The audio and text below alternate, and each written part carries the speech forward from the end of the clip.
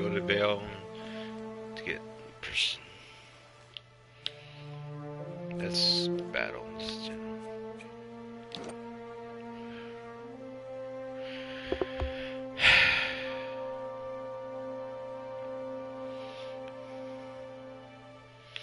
I've seen my active effects, honestly.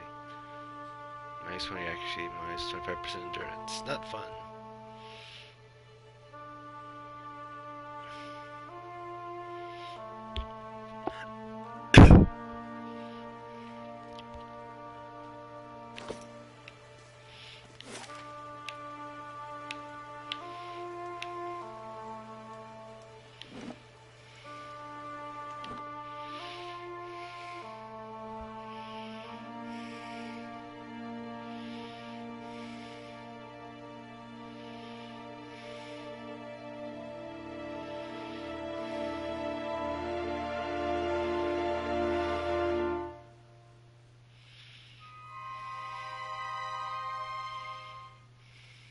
Why, I could bed down here. What? I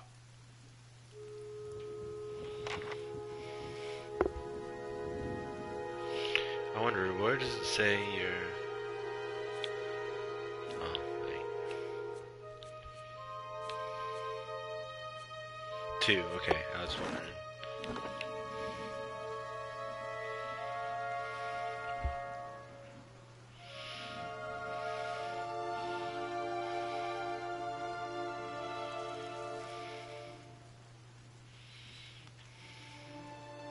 You must be one of the new settlers.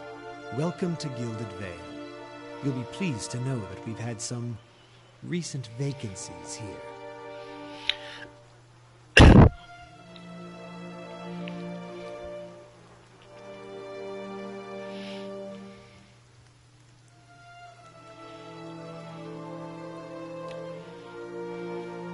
Of course, we'll need to make some inquiries first. The inestimable Lord Radric II has taken great pains to insulate our town from Widewind's legacy. Have you ever conceived a hollow-born child? Of course. Are you absolutely certain? Lord Radric has made it his first priority to eliminate this scourge from our village. I think this might be a lore thing once we get into it. Basically, Widewind's curse was a thing from the Saints War when it's kind of like, I don't know what you'd call him, like a mystic. Kind of said he was a god, and he kind of had special powers that kind of scared everybody else. Basically, it just happened that he got killed by almost a Moab. Because they made a Moab and let fall on him when he's trying to take a castle up north in the Godhammer Citadel.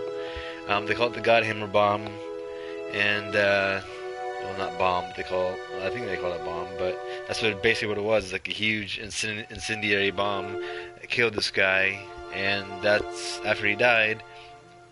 That's when all the soulless quote-unquote children started being born, and as you'll see, animancers started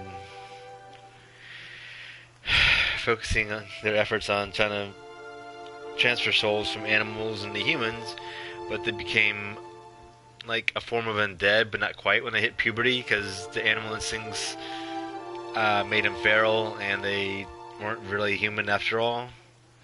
So yeah, they became what's called a Wicht, W-I-C-H-T, and that's what he's talking about right now. Widewind's legacy, Hollowborn children, soulless children is another name for them.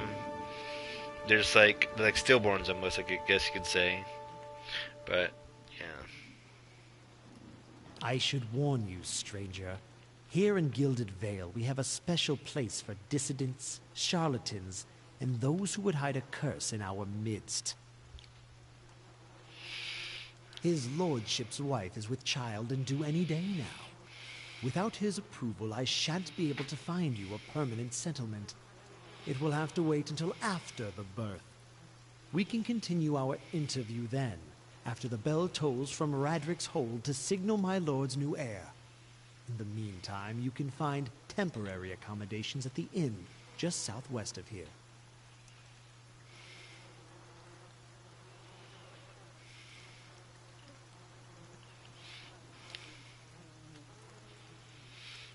Oh yeah, doesn't even look over his shoulder. Oh yes, not everyone has accepted the measures necessary to keep the village safe. Ever since Lord Raedric banished the mothers of Hallborn, some have taken up arms against him, and while he's been searching for a cure, he's been beset with frauds and opportunists. We've had ciphers, wizards, and animancers come through town, taking the Lord's coin and promising to end the curse. Lord Raedric's finally decided to make an example of those who would profit from our tragedy. He points to the body of a dwarven woman. The latest was an animancer from the Valian Republics who claimed to know techniques none of us had seen. By now, we've seen it all.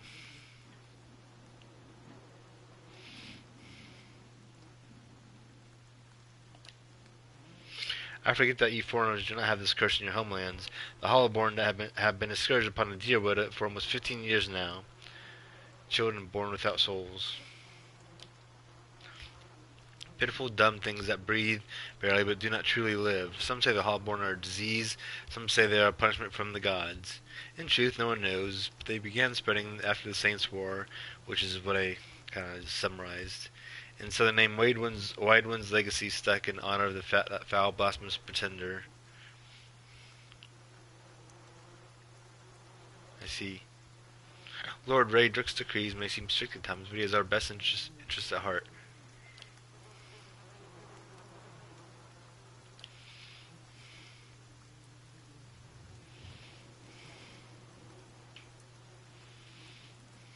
You'll want to mind where you mention that.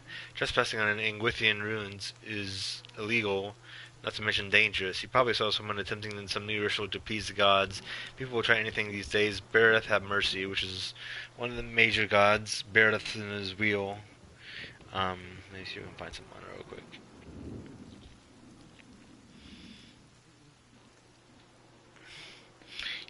Beareth is a god of cycles, of doors, and of life and death itself.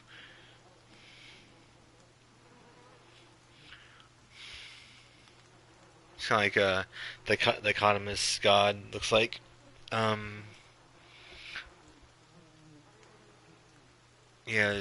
see. There's some manifestations of an usher and a pallid knight.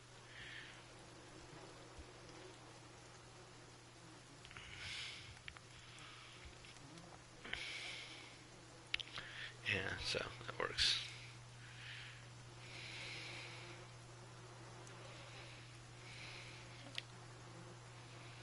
Whatever your problem, it sounds like a matter for an animancer.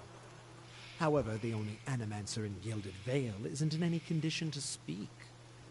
Consider yourself fortunate.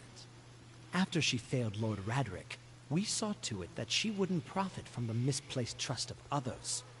A bad cure is often worse than none at all. But if you're set on finding a bottle of troll piss or a dead Audra pebble to rub on your forehead, you're welcome to check her pockets. A little corpse stink is nothing when you're digging for shit. My advice, however, is to be satisfied that you escaped and leave it at that.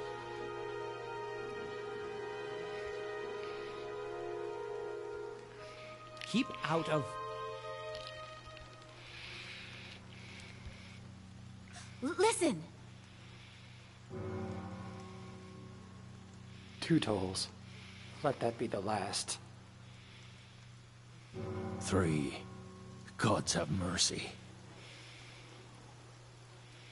It seems your arrival is ill-timed.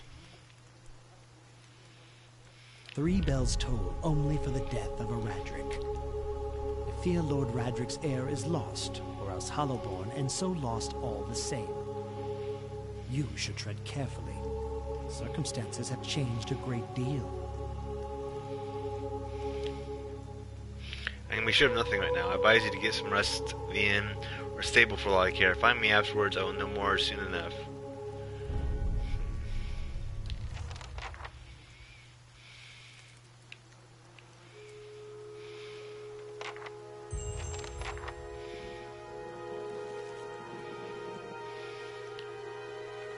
Scattered between the roots are bracelets of twine and bead, white wilting flowers and no erased by the rains.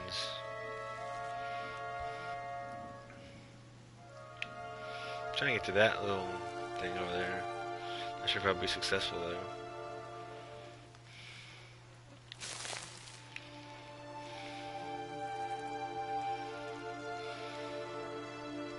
Were you looking for someone in that tree? I could introduce you.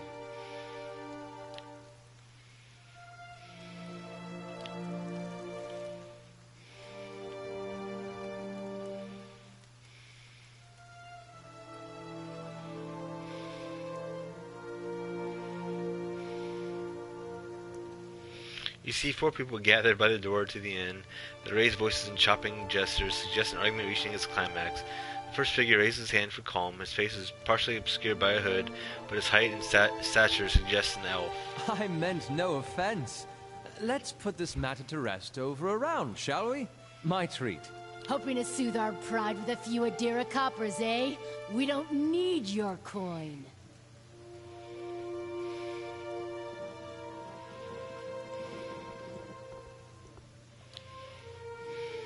One of the other men points to the hooded elf.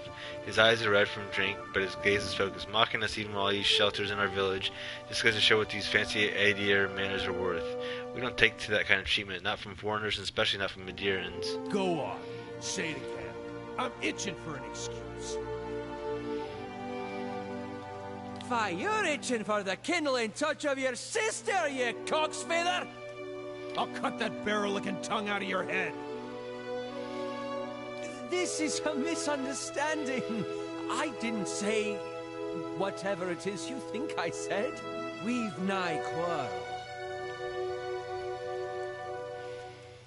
That's where you're wrong.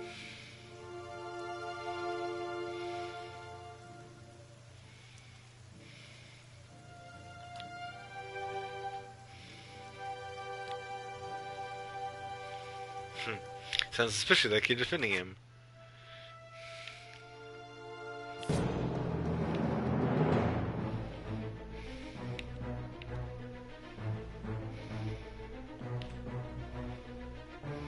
Wait.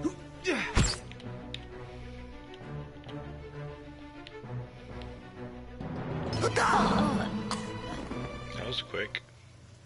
Oh, it was my chant. Or my chant. That's cool. Not quite how I hoped to get to know the neighbors. Thank you for your timely assistance with that awkward situation. Courtesy is a rare pleasure in these parts. Though your accent suggests that you are no more local than I. He straightens his hood and you note the remains of fraying embroidery on his gloves. His boots are caked with the dirt of many months' travel, but the leatherwork beneath it is sturdy and fine. Well, I suppose introductions are in order after that little fiasco. Aloth Corvusser, at your service. Well, I'm a wizard by training, and an adventurer by necessity. I was born in the Seathwood, part of the mainland of the Adir Empire, and both of my parents served the nobility, which afforded me an education for which I am grateful. However, there were no open positions in those houses, and so I decided to seek new means in a new land. And how exactly did you come to be here? In Gwithan Ruins? Well, those can be dangerous places during the best of times, which these are not. And half the locals would arrest you for trespassing, and the rest would kill you outright. I'm curious, what exactly did you find there? And you survived? I've heard such a thing was impossible. But it seems you either have a knack for timing or the favor of the gods. An excellent question. I came looking for fresh air and cheap land. Instead, the magistrate gave me directions to the inn and a story about the local lord's expectant wife. But I take it that's a familiar tale.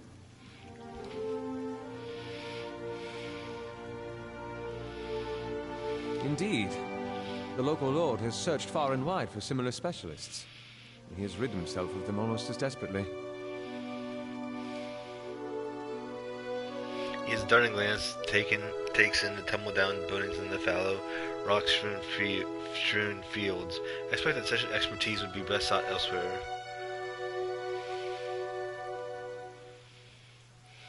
I'm afraid that was a matter of misunderstandings and mistranslations. It doesn't help that people in these parts remember their war with Adir like it was yesterday.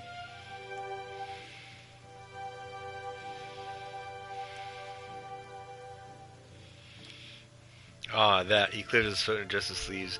I tried to tell him they misheard me. It happens all too easily after a few pints, and the accent doesn't help.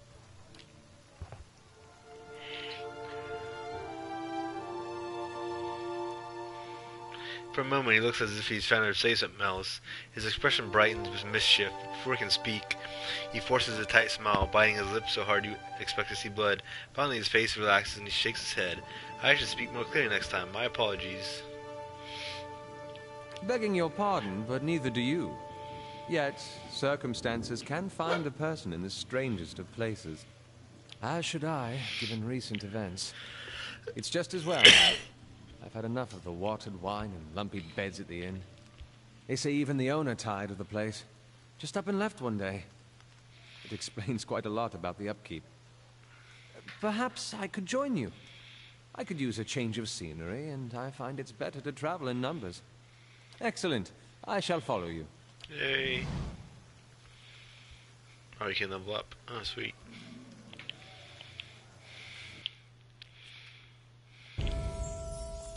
You're a wizard, Ayoth. He needs athletics too.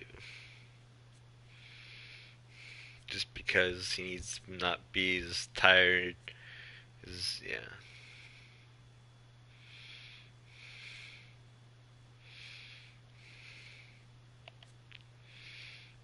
So should he be? Let's see.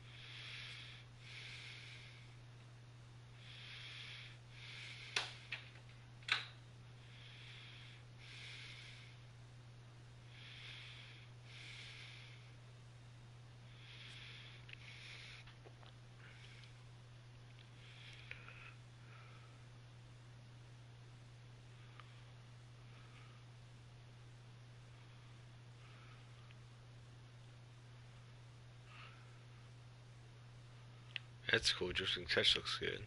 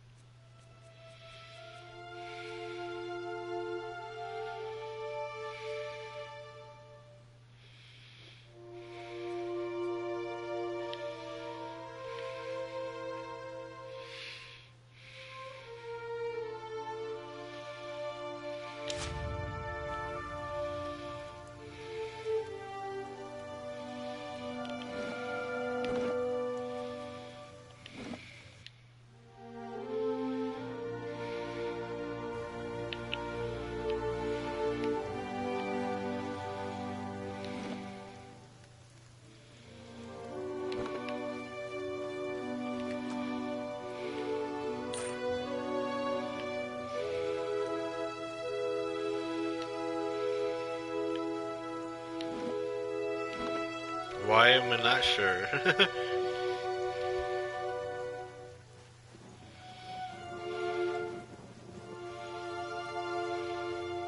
Why would I not be sure I want to proceed?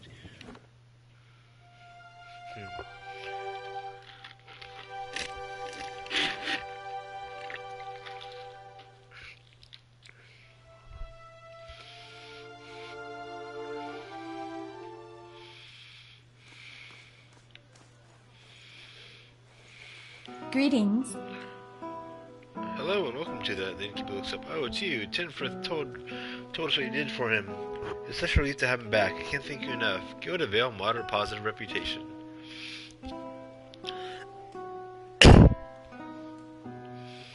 Consider yourself a favorite of the house.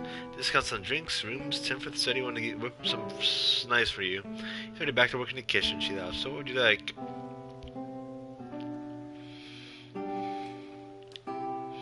Really? Well, let me see. The actual building's been here for years, but the Black Hound's fairly new.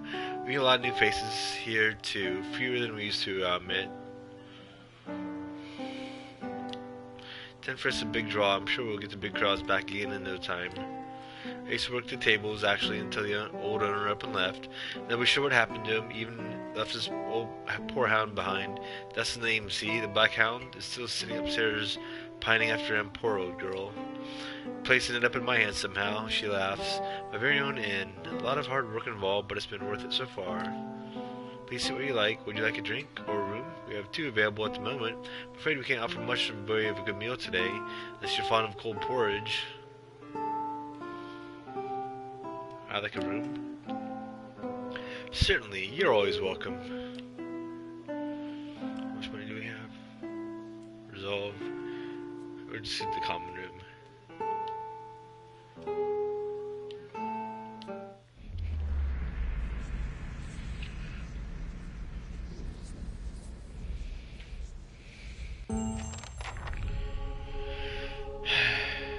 Your sleep is restless and fevered, assaulted by hisses and whispers, blanketed with a suffocating anxiety. You open your eyes to awaken and find yourself in front of Gilded Vale's gallows tree. The creaking of the ropes growing louder in your mind until the sound is deafening. Hanging from the tree is an old dwarf woman whose face has shriveled inward like moldering fruit. Her head hangs limply to one side. As you look at her, she looms larger and larger in your mind until she is mere inches from your face. Suddenly, her head snaps up and her eyes open, and they are empty, and behind them is a vast nothingness that makes your stomach drop. Her mouth slowly parts, and with a gust of rancid air, she speaks a word, "Watcher."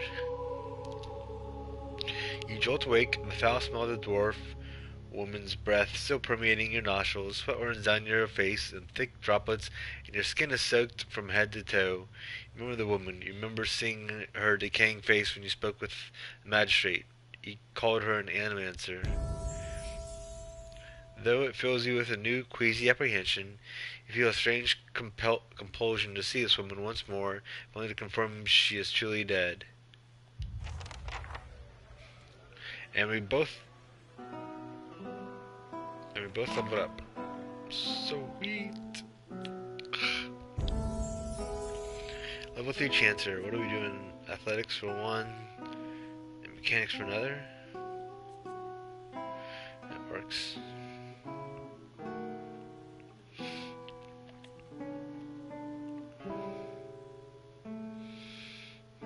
Praises.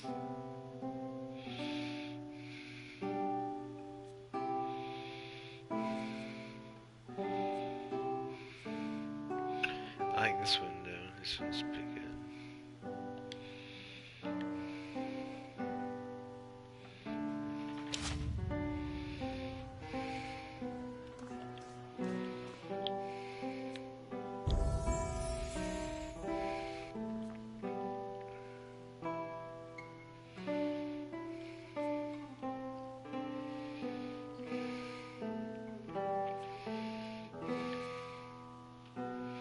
Ooh, a second level spell.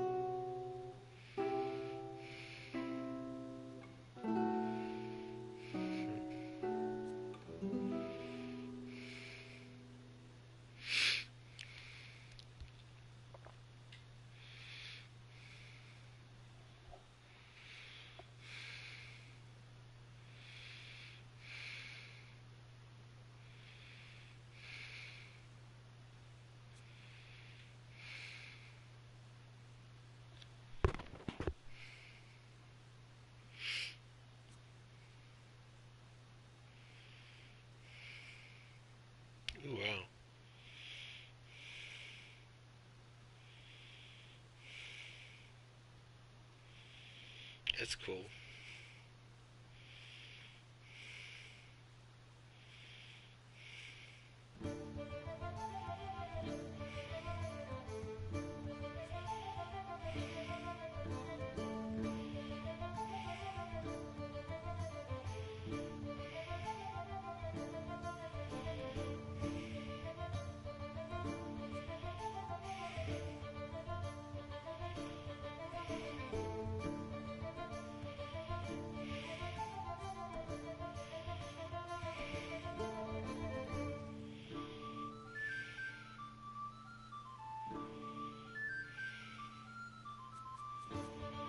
This looks good.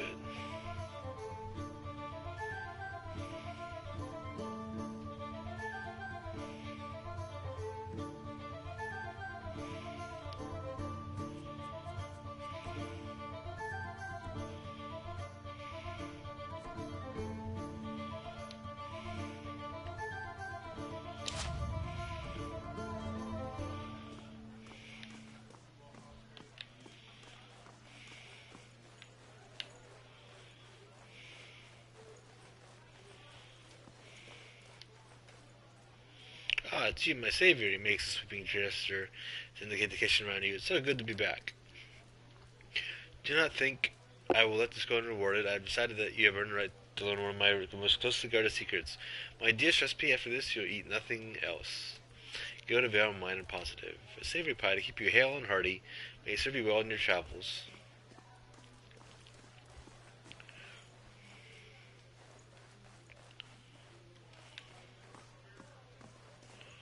I'm gonna rest again because I'm not. Welcome.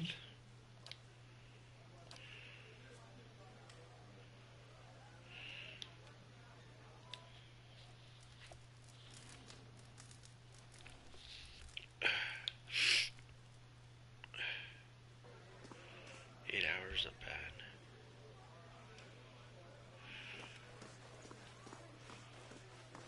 So.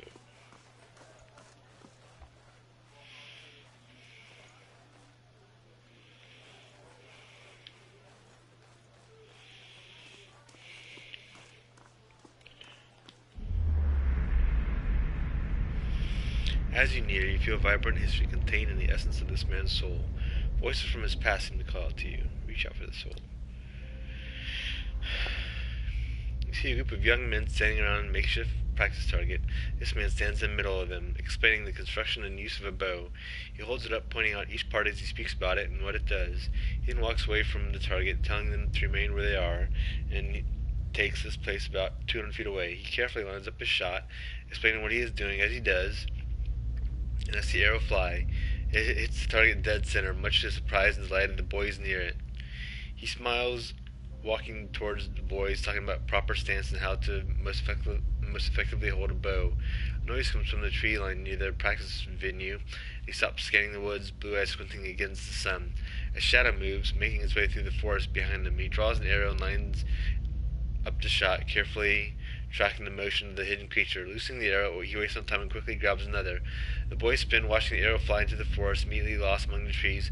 There is a sudden explosive movement in the undergrowth as a deer erupts from the tree line, running across the edge of the clearing. The boys laugh, turning to joke with the man about his dodgy shot. They stop talking, seeing him holding the bow and leading the deer with a knocked arrow. They drop to the ground as he looses this last arrow, which flies true and strikes the deer right behind its shoulder, piercing heart and lungs and dropping it dead almost immediately.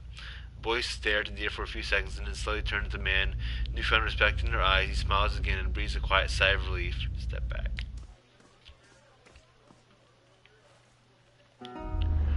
As you near, this woman's soul.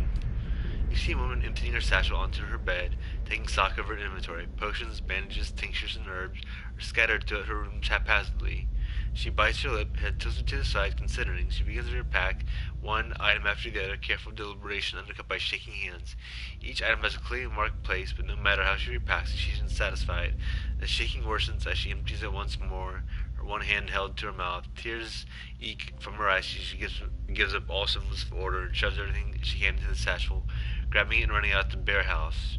Straightening her back, she walks to the docks, chin high, eyes hard and red. A gangly young elf offers his condolences, She can't see him for this ocean ahead of her. She wanders to the docks, offering her services as a doctor to any who will listen, anyone heading out on high tide. Less than an hour later, she watches her childhood disappear in the distance, a tiny speck of an island, and tries not to jump. That's heavy. Let's go upstairs. Oh, I see. It just asks us.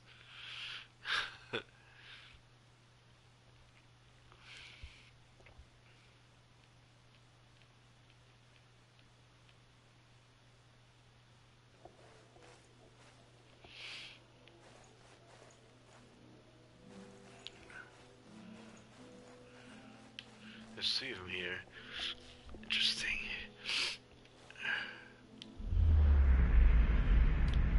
You see a man soar through the air, hitting a nearby wall with a nauseating crunch. He doesn't get up. His attacker, burly, clean-cut warrior with a carnivorous grin, turns and shoves his fist into the stomach of another assailant, removing another from the impromptu brawl.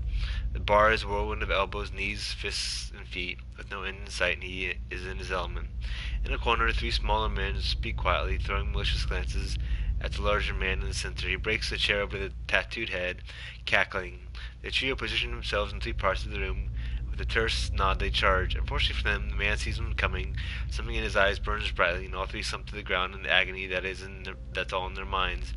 The burly man bows to a room of the unconscious and incapacitated before sauntering out, off-key whistles trailing behind him. Okay.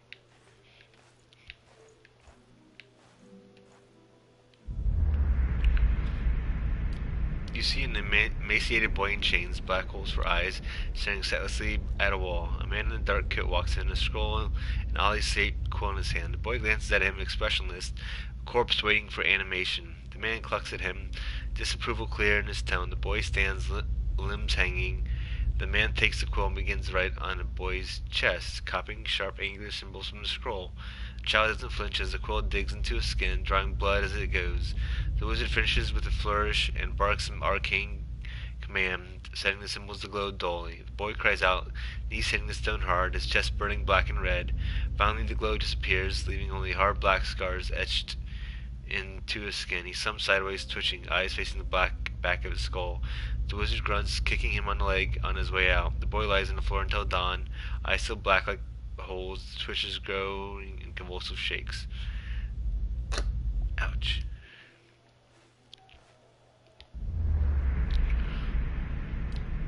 You see a long, empty road cutting through two large crop fields. The air is silent and the land seems too still for early afternoon. This woman walks slowly on the road, leading a horse, curiously looking around. She seems to sense something wrong, but is unable to discern what it is. She stops, sniffing the air, her nose high. Her brow crinkles and she casts about, looking for something. The air is clear, no clouds. She sniffs again, still looking around, confusion clouding her face, mouthing a single word, fire? She looks out across the fields, her confusion turning to fear. She holds her hand up to block the sun from her eyes and scans the fields again. Not finding what she was looking for, she jumps under her horse's back, the fear quickly becoming panic.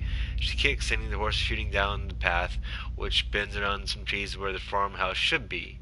She pulls up short, horror now in residence on her face, as she stares at the burned and charred mess that used to be her family's home.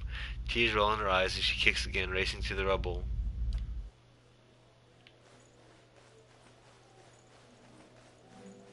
Oh, that's a steal.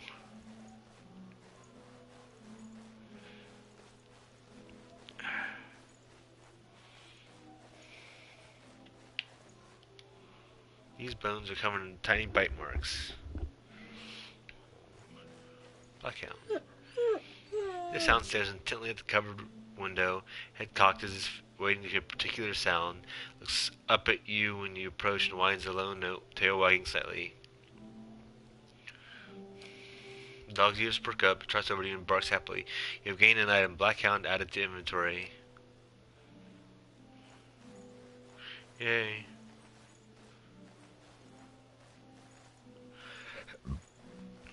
Excuse me. Nobody's in here, right?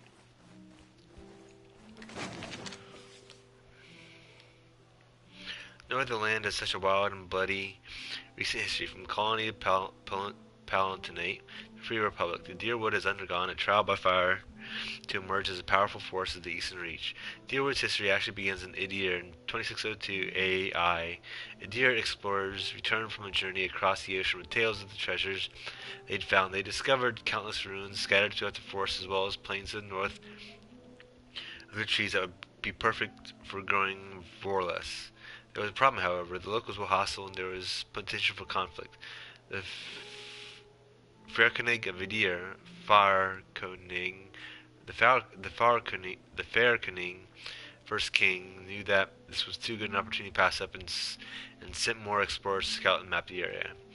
Exploration continued over the next 20 years. Small groups of explorers traveled back and forth between Idir and this new world, with a handful of colonists setting up small camps to establish a base for the explorers to work out of. Conflicts with the locals, who the Idirans learned to call the Glenfathans, were rare, but frequent enough for the Fairkonig to send a small squadron of guards to help protect the citizens. These guards established a central base on a river in the western section of the woods. This settlement would eventually become the city of Deerford, upon which the modern-day village of the same name is presently built. Once that base was established, first permanent Idiran settlement began north and west of the Bale River. Over the next 3 years, thousands of Idirans made the trek from Idir to this new land. The Glenfathans, who seemed to revere the ruins scattered throughout the forest, caused a few problems with some of the settlements, especially those founded near the ruins themselves. These were easily taken care of by colonists with the help of the Imperial Guard. The Idirans, in order to further their foothold in the area, reduced the cost of production, and in an attempt to keep the Glenfathans population under control, started making slaves out of any Glenfathans captured during the uprisings. This resulted in a great increase in tension between the two groups. With the population of the area growing, an official governmental structure was established by the Fairkonig, and he appointed several earls to preside over the land and assigned them thanes to help them, I'm just going to guess, and help run their territories, and they called the new Griffram the Deerwood. Deerwood remained the center of the Imperial Guard, but a settlement in Pearlwood Gulf, New Dunrid, was the true seat of power for the area. Sitting at the edge of the ocean, forest, fertile farmland, and a river that runs from the coast to the White Marsh, settlers flocked to the area, hoping to establish names for themselves. A year began to spread across the new land.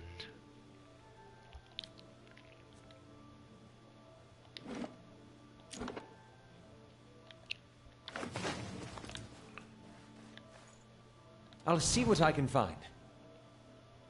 This won't stop me for long. There! Done! Done!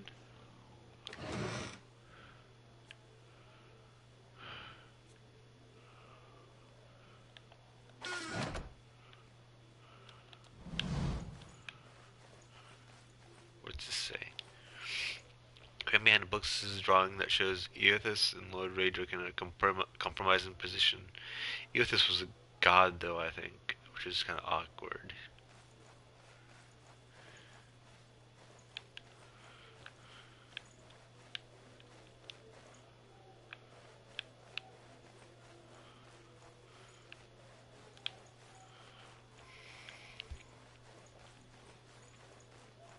Must have been some early fanfics then. My eyes are peeled.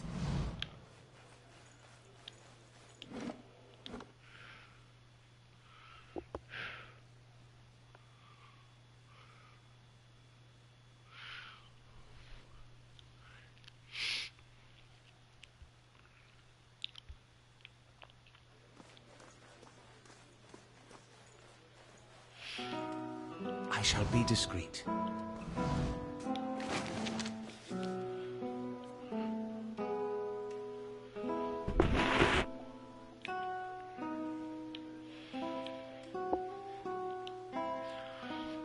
Commander and Forge Master. Once a path is chosen, a knight's life is spent training in his preferred discipline. Pomp and formalities that surround his life up to this point are all but gone. The training is far more rigorous, and there is less ceremony to mark his progress. most knights, commander, body, or forge master soul further than they will ever advance. The training of a knight at this level, while almost exclusively in the discipline he has chosen, is still rounded out with instruction from the other. A knight is not truly a knight if he does not have a full breadth of knowledge. When he passes from Justiciar to commander, the knight is given a blue cape to wear with his plate armor. When the Templus rises to the position of forge master, he is presented with a white cloak. Martial and Cusalar.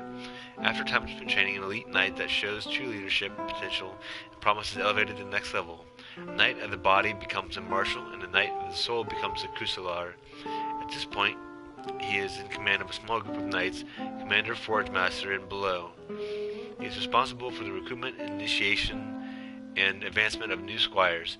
Many knights do not want to advance to this level and beyond because their role becomes less hands-on and more advisory. Marshals are known by their purple capes, while Cusalars are distinguished by a gold cloak. Lord Justiciar and Grand Templus. Marshal or Cusalar that shows true and effective command over the knights in his keeping may be offered the position of Lord Justiciar of the body or Grand Templus of the soul. Truly a command position.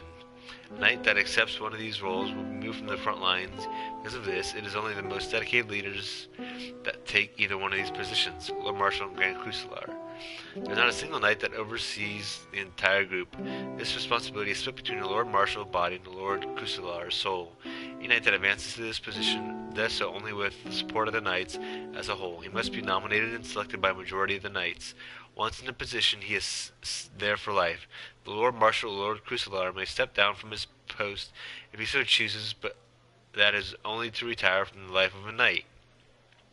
The stress and responsibility of this position is such that many refuse, even if they are capable of holding it.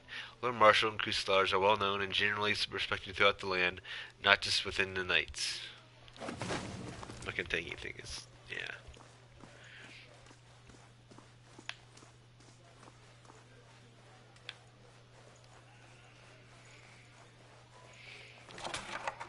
Milk.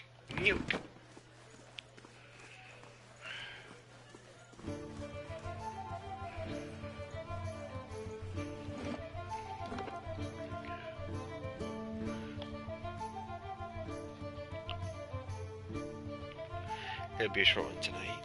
This next one is going to be very lore heavy. Next part, at least. And I'm tired.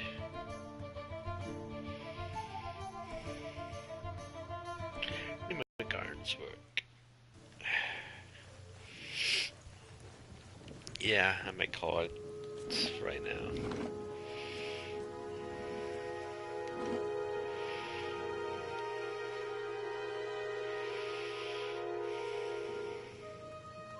I apologize. Next time will be more